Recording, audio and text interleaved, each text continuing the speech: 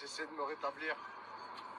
J'ai été pris à partie en bas de chez moi mardi soir, la famille. C'est pour ça que vous n'avez pas de nouvelles de moi depuis. J'ai été hospitalisé, maintenant ça va mieux. J'espère juste que vous portez bien. Je suis vraiment désolé pour tous les événements qui ont été annulés un peu. Et juste le temps de reprendre un peu de force. Je reviendrai peut-être, Inch'Allah. Prenez soin de vous d'ici là. Et à bientôt.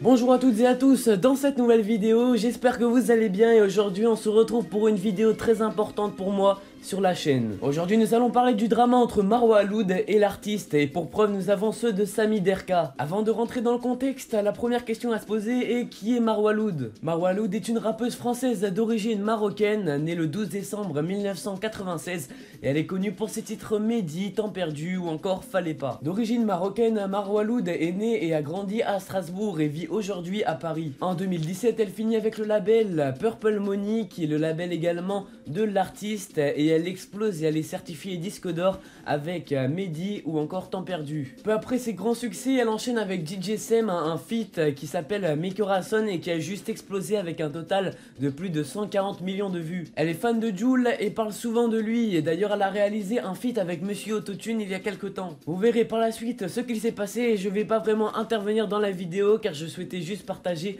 les deux prochaines vidéos à la Z-Tram. Vous aurez le témoignage de son ancien producteur qui affirme le fait qu'elle était médiocre en studio et vous aurez les preuves du pourquoi du comment elle s'est embrouillée avec l'artiste. Elle aurait également fait ça que pour l'argent, mais avant de trop s'avancer sur le sujet, attendons des news. On a découvert il y a quelques semaines que l'artiste était passé à tabac et qu'il n'avait pas pu se produire à l'Olympia où il devait donner un concert. On entendait de partout le fait que c'était à cause de Mr. You, mais finalement l'artiste a démenti et a expliqué que ce n'est pas de sa faute. Nous avons au cœur de la polémique un Marwa Aloud qui aurait demandé à des amis ou plutôt à une bande d'aller tabasser son manager. Sur Twitter, de nombreux hashtags se sont créés et les preuves ne sont pas sûres à 100% et c'est pour cela qu'il faudra utiliser le conditionnel. La vidéo de l'ancien producteur de Marwa dure environ 25 minutes donc je vais vous prendre les passages les plus importants et je vais vous en faire une compilation et je vous reprends juste après.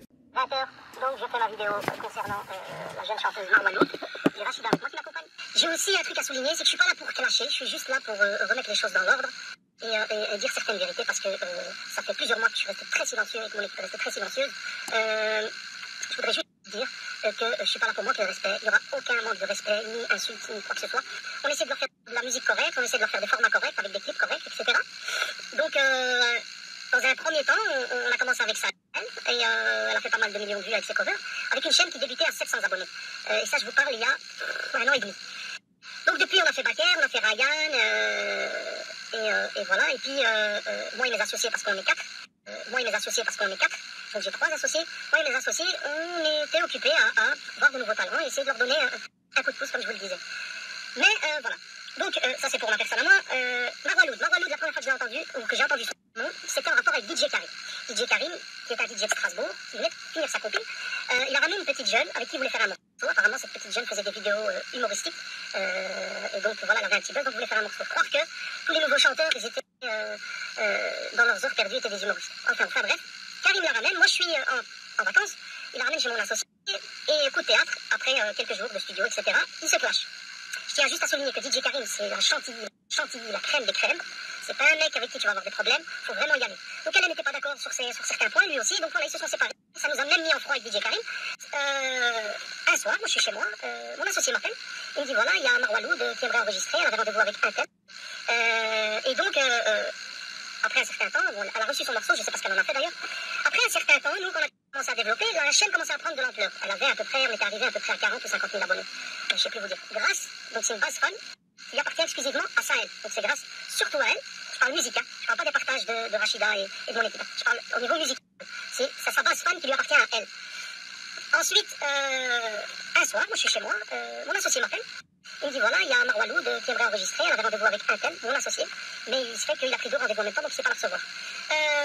Mon associé me dit voilà, elle me dit que tout le monde s'est foutu de sa gueule à Paris, que personne ne la prend au sérieux, etc., etc. Un soir, moi je suis chez moi, mon associé m'appelle, il me dit voilà, il y a Marwa Aloud qui aimerait enregistrer, elle avait rendez-vous avec un tel, mon associé, mais il se fait qu'il a pris 2 rendez-vous en même temps, donc il ne sait pas la recevoir. Mon associé me dit voilà, elle me dit que tout le monde s'est foutu de sa gueule à Paris, que personne ne la prend au sérieux, etc. Qu'elle est dégoûtée, qu'elle veut lâcher la musique, etc. Je lui dis écoute, est-ce qu'elle a de quoi payer une séance, une petite séance? Elle était déjà réticente de me rencontrer parce qu'elle avait déjà entendu certains échos par rapport à ma personnalité. Il faut savoir que je suis quelqu'un de très très dur en studio, je suis quelqu'un de très réaliste, je suis quelqu'un qui est très difficile en musique, donc voilà. Enfin bref. Que DJ Ekman, je le connais, c'est un gentil garçon, je lui ai donné mon avis, je lui ai dit écoute, c'est vrai que c'est un peu médiocre, mais voilà, ça me regarde pas, je veux dire. Et donc, mon collègue me parle, on est en train de discuter, elle me fait écouter un morceau, et je lui dis que c'était pas ça, quoi, je lui dis que limite c'était pas Paris, elle me dit j'ai fait ça à Paris, j'ai payé 2 jours de studio, etc. Ils sont foutus de ma gueule, nanani, nanana. Donc personne ne voulait la prendre réellement au sérieux. Mon associé qui est derrière, qui la défend, qui fait que la défendre, parce que moi je suis très réticent, elle me fait écouter, elle me chantonne, Temps perdu. Quand j'écoute Temps perdu, elle me le chantonne sur une petite prod de YouTube.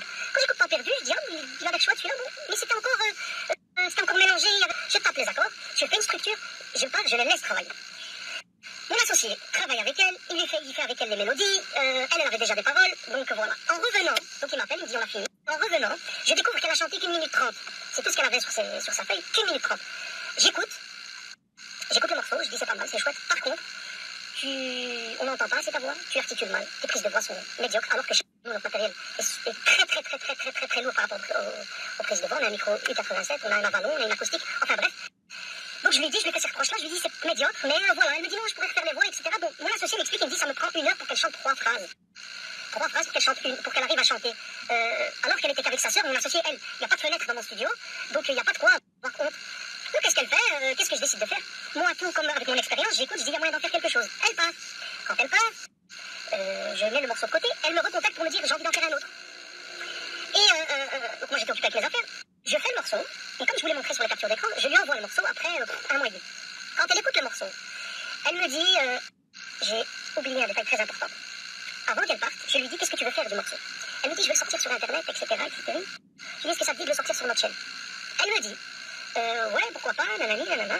Mais elle me dit ouais, mais je veux pas appartenir à quelqu'un. Je lui dis je comprends tout à fait. Je lui dis mais ce serait bien, tu vois, qu'on discute pour plus tard que tu sois avec nous, tu vois. Et elle a d'une manière très polie, elle a voulu exprimer que s'afficher avec Rachida Zaidi ou s'afficher avec Sahel, c'était pas trop ça. Par contre, elle aujourd'hui, s'afficher avec des blagues dans des chichas, Purple Money, c'est des gentilles personnes, c'est des gens qui ont commencé à zéro, chapeau, moi je leur retire mon chapeau, ils ont quoi que ce soit, on est là pour eux, à 2000%. Je mets à disposition mon studio, mes frères, il n'y a pas de problème. C'est-à-dire que eux n'ont strictement rien à voir, ils sont gentils, et voilà. J'ai pas de problème ni avec Rabat, ni avec l'artiste, ni aucun problème. Ils nous ont donné notre chance, on a déjà fait des morceaux pour eux. Enfin, j'ai rien à dire. En fait, eux, on n'a rien à dire. Ils décident de la signer, elle. Ils la signent. On n'a rien à dire. Ils décident de la signer, elle. Ils la signent. Mais elle nous donne plus de nouvelles à nous. C'est-à-dire que la fraternité du début, quand tu téléphonais à mon associé, tu lui disais, il n'y a personne qui veut de moi, qu'on se fout de ma gueule, qu'on m'achète, que je prends des billets de train pour rien, que ça, c'est revenu YouTube pour les vues. Et elle nous bloque les revenus YouTube. Et puis ensuite, ils transfèrent, enfin ça c'est plus tard, mais en tout cas, à ce moment-là, ils nous envoient un avocat. Toi, quand tu nous fais des plans comme ça, il n'y a personne qui te calculait. Explique-moi, ma soeur, tu comprends? Donc il y a un moment où on s'est tué. On s'est tué. Après, elle a sorti son premier morceau, elle lance des clips. Puis un deuxième, tu lances des clips. Pourquoi, ma soeur? Qu'on m'achète, que je prends des billets de train pour rien, que ça c'est fini. Donc t'as signé Jésus, t'as signé un contrat d'édition chez Bicos grâce à Purple Money, on t'a donné 10 000 €, bravo. Et quelques temps après, nous on reste silencieux, on trace notre route, on fait ce qu'on a à faire. Elle nous envoie un avocat. Quand elle nous envoie un avocat, elle nous envoie un avocat pour les revenus YouTube, pour les vues. Et elle nous bloque les revenus YouTube. Et puis ensuite, ils transfèrent, enfin ça c'est plus tard, mais en tout cas, à ce moment-là, ils nous envoient un avocat. Comment veux-tu qu'on réagisse, nous? Comment veux-tu qu'on soit rageux avec toi quand tu nous fais des plans comme ça? Il n'y a personne qui te calculait. Explique-moi, ma soeur, tu comprends? Donc il y a un moment où on s'est tué. On s'est tué. Après, elle a sorti son premier morceau, elle lance des clips. Puis un deuxième, tu lances des clips. Pourquoi, ma soeur? Alors que si tu aurais signé chez... Puis un deuxième, tu lances des clips. Pourquoi, ma soeur? Alors que si tu aurais signé chez Purple Money, t'as signé chez Purple Money. Viens. J'ai signé chez Purple Money. On aurait réglé ça avec un câlin et un café. Voilà. Tu aurais récupéré tes revenus YouTube, je t'aurais donné une partie des revenus YouTube. Moi, je te l'ai dit dès le début.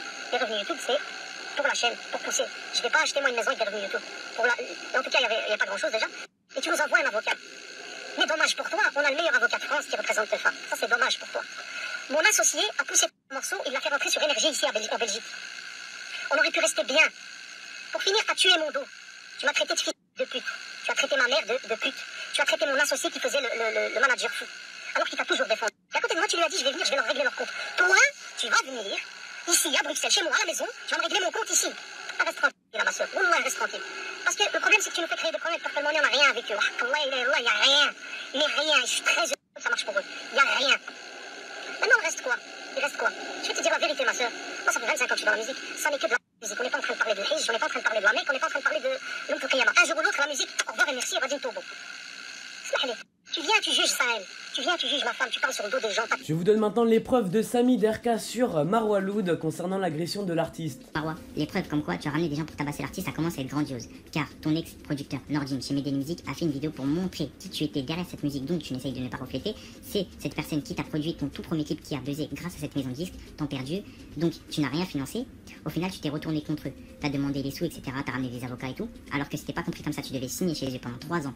Sauf que t'as pas voulu, t'as voulu signer que 1 an, mais c'était pas possible. Donc du coup, grâce à ce clip t'en perdu, et ben l'artiste il t'a repéré, signé chez lui. Au final, tu t'es retourné contre lui parce que ton contrat ne t'a pas plu au niveau finance. T'es là que pour l'argent et t'écrases les gens. Ça dure 25 minutes. Je vais vous la mettre intégralement sur mon Snap et vous allez voir qui est Marwa réellement et vous allez en déduire de ce qu'elle a pu faire.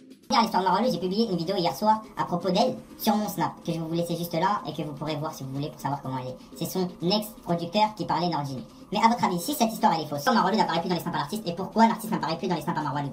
À votre avis, et pourquoi la Guardia n'est pas dans les snaps à l'artiste et pourquoi la Guardia est dans les snaps à Marwa Loud? Parce qu'elle lui a volé ses potes, etc. Et pourquoi ils se suivent plus? Vous pourrez voir, l'artiste ne suit plus Marwa Loud et Marwa Loud ne suit plus l'artiste. Et de plus, la Guardia ne suit pas l'artiste et l'artiste ne suit pas la Guardia. Mais par contre, Marwa Loud et la Guardia se suivent. Donc coupez les ponts, elle a signé chez l'artiste à Purple Money, mais comme vous pourrez voir, c'est pas la première fois qu'elle fait des coups de crasse à ceux qui la mettent de l'avant, etc. Comme vous pourrez voir sur mon Snap. Là, elle a ramené des gens pour tabasser l'artiste, alors c'est grâce à lui qu'elle a buzzé, mais N'hésitez pas à me dire ce que vous en pensez en commentaire et en likant cette vidéo. Merci à vous de m'avoir regardé et à bientôt pour de nouvelles vidéos.